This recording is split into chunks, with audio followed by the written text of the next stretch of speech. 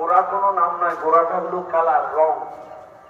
কাঁচা হলুদ রংটাকে বলা হয় গোরা, তেমনি আকাশী কালারটাকে বলা হয় শ্যাম।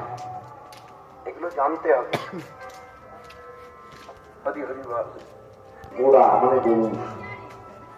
একটা বাড়ি করেছেন, বাড়িটাকে সুন্দর দেখবেন, যে যা কালারের বাড়ি করুন না কেন, দশটা বাড়ির মাধ্যমে যদি এটা মারাত্মক সত্যি কথা, কিন্তু কাঁচা ওটাই চোখে পড়ে।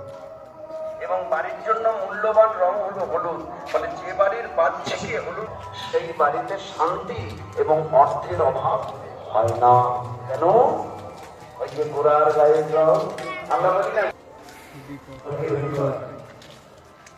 নিতাই গৌরকে, নিতাই গৌর অন্য কেউ নয়, এই রাধা কৃষ্ণ সেই নিতাই গৌর। গান মনে পড়ে গেল, একটুখানি গাই। এগুলো এখন আর শোনা যায় না, কারণ এখন আগেই বলেছি কীর্তন হয় না, এখন কীর্তন হয়। আর যেটা আমাদের আমাদের আমাদের প্রাণ গোরা, আমাদের আমাদের সবাই মিলে গোরা, আমাদের আমাদের আমাদের প্রাণ গোরা,